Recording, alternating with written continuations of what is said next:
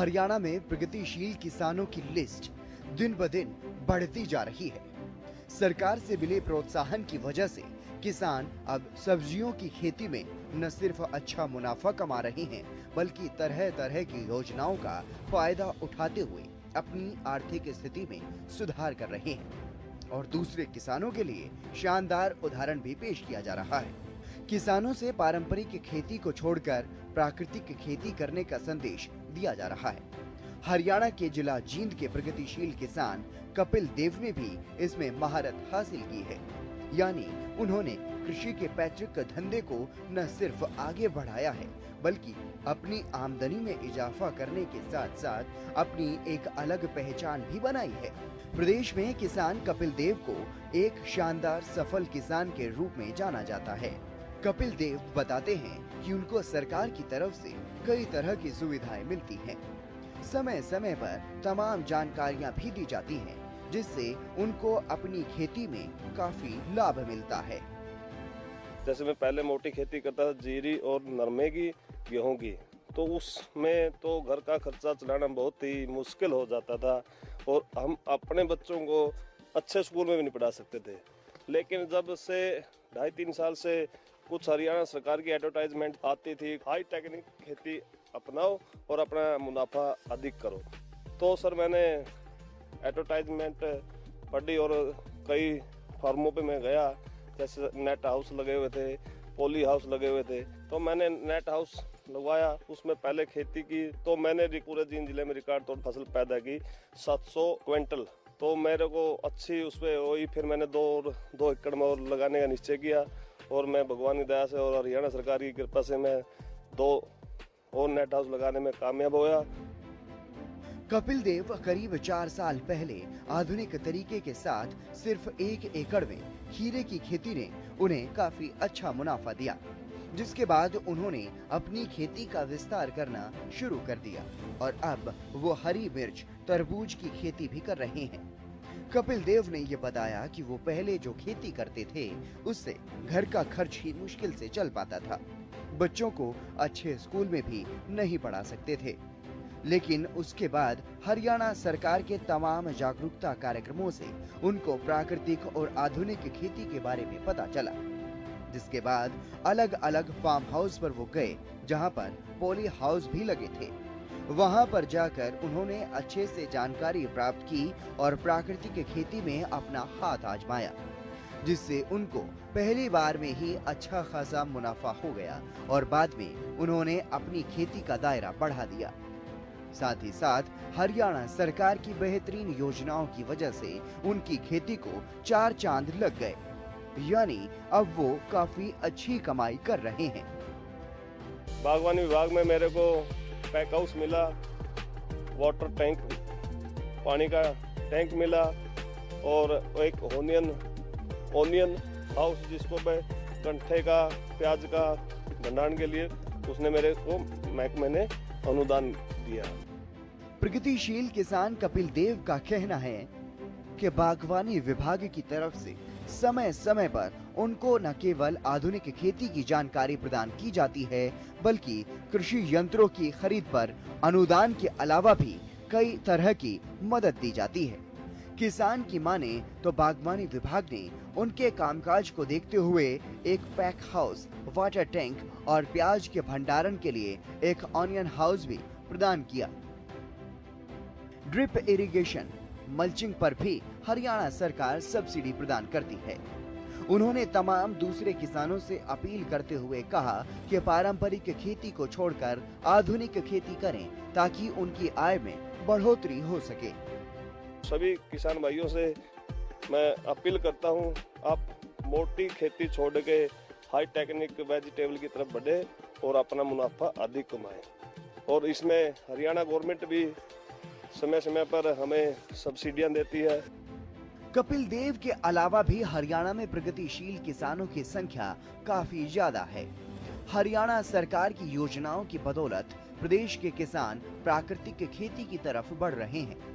अब कुरुक्षेत्र के चतुर्भुजपुरा माजरा गांव के किसान अनविंदर तंवर से मिलिए, जो अब ड्रैगन फ्रूट की खेती कर रहे हैं और काफी खुश हैं।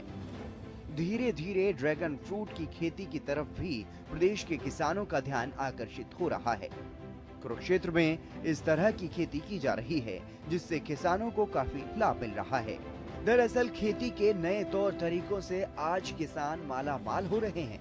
साथ ही हरियाणा सरकार की अलग अलग योजनाओं के चलते उनको काफी सहायता भी मिलती है। प्रगतिशील किसान अनविंदर तंवर ने ये बताया कि वो 4 साल से ये खेती कर रहे हैं। काफी मुनाफा भी मिल रहा है और उन्होंने बताया कि इससे पानी की भी काफी बचत होती है। उनकी खेती से प्रभावित होकर काफी लोग इनके पास देखने के लिए भी पहुंचते हैं। उन्होंने बताया कि दूसरी तमाम फसलों से ड्रैगन फ्रूट की खेती काफी मुनाफा देती है और मेहनत भी कम लगती है। हमें तो सर इसमें हो गए लगभग 4 साल। इस बार चौथा साल है हमारा, तीसरी फ्रूटिंग आएगी इस बार। हाँ जी भैया, फायदा तो है ही। और फसलों को अगर हम देखें, पानी की भी बचत है। दूसरा फिर आपका सीजनल फ्रूट है, 5 महीने तक चलता है। उस हिसाब से तो बहुत बढ़िया है, मुझे तो ठीक लगा है। बाकी और लोग भी बहुत आते हैं देखने के लिए। उसकी वजह से तो देखो, सबसे बड़ा तो आज के टाइम में पानी की दिक्कत है ना। पानी की दिक्कत की वजह से तो ये मेरे हिसाब से तो बेस्ट है। ये है रैक अभी मई में चल जाएगा। मई के मतलब फ्रूटिंग स्टार्ट हो जाएगी मई में। उसके बाद आपका जून में स्टार्टिंग हो जाएगी फ्रूट। तो कैसे कलर का फ्रूट आता है? रेड कलर का है इसमें। हाँ रेड जी, कलर का। रेड का है। ये थोड़ा मीठा है। मीठा। ये मीठे टाइप पे है। जो हमारा थाईलैंड से आता है वो लगभग ना फीका ही होता है फ्रूट। उसकी कुछ भी मतलब कि ना टेस्ट नहीं है। इंडिया में उसको लोग पसंद नहीं करते, और ये वाली जो वैरायटी है इसको बहुत पसंद किया जाता है यहाँ पे। इतना ही नहीं, अनविंदर तंवर का ये कहना है कि ड्रिप सिस्टम से इसमें पानी दिया जाएगा तो ज्यादा बेहतर होगा, क्योंकि इससे पानी की बचत होगी। उन्होंने बताया कि सरकार की तरफ से उन्हें कई तरह की मदद भी दी जाती है। तो वहीं उन्होंने ये भी बताया कि वो कुछ लोगों को रोजगार भी देते हैं। लेबर यहाँ पर काम के लिए आती है, जिससे उनको एक तरह से रोजगार भी मिल रहा है। इसके बावजूद वो काफी मुनाफा कमा रहे हैं। ड्रिप सिस्टम से दोगे तो ज़्यादा बढ़िया है। वैसे क्या है, आपको लेबर ज़्यादा पड़ेगी। ड्रिंचिंग के लिए क्या रहता है, मेनली हम ड्रिंचिंग इस प्लांट को हम ना जितना भी फर्टिलाइजर और जितनी भी दवाई दे रहे हैं ना, वो हम ड्रिंचिंग से या स्प्रे से देते हैं। ड्रिंचिंग मेन है इसके लिए, क्योंकि इसकी जड़ में जाना जरूरी है। क्योंकि इसके लीव्स तो है नहीं, पत्ते नहीं है इसके। आप देखोगे ये अगर इसके ऊपर कुछ भी गिरेगा तो वो आप ये अब्जॉर्ब नहीं कर पाता उतना जैसे और प्लांट्स कर पाते हैं। तो उसमें से इसकी ड्रिंचिंग मेन रहती है। तो हमने नेक्स्ट जो अब एकड़ लगाया है वो अपनी फ्रूट उससे तैयार किया हमने, अपनी ब्रांचेस से। तो वो कब तक तैयार हो जाता है? उसमें कितने टाइम लगता है? 6 महीने तो लगते हैं नर्सरी को तैयार होने में। अब से अगर लगाएंगे तो 6 महीने में तैयार होगी कम से कम। इसमें आप दूसरी भी फसल कर सकते हो ना। अब आप इसके बीच का गैप देखो, इसमें से ट्रैक्टर भी निकल सकता है आराम से कुछ भी। अब मैंने इसमें लहसुन की फसल ली है तो बहुत बढ़िया रही है इस बार। तो लहसुन का रेट भी अच्छा है। और ड्रैगन फ्रूट खाने से कई बीमारियां भी ठीक हो जाती हैं। किसान अनविंदर तंवर ने बताया कि अब लागत कम और मुनाफा ज्यादा है। किसान अनविंदर तंवर ने कहा कि उनके पिता ने इस खेती की शुरुआत की थी और पिछले 4 वर्षों से वो इस खेती को कर रहे हैं। उन्होंने कहा कि ड्रैगन फ्रूट के साथ साथ इसके बीच में दूसरी फसलें भी उगाई जा सकती हैं। किसान अनविंदर ने कहा कि ड्रैगन फ्रूट की खेती लगभग 5 महीने चलती है और किसान का जितना भी खर्च होता है उससे 3 गुना फायदा ये फसल दे रही है।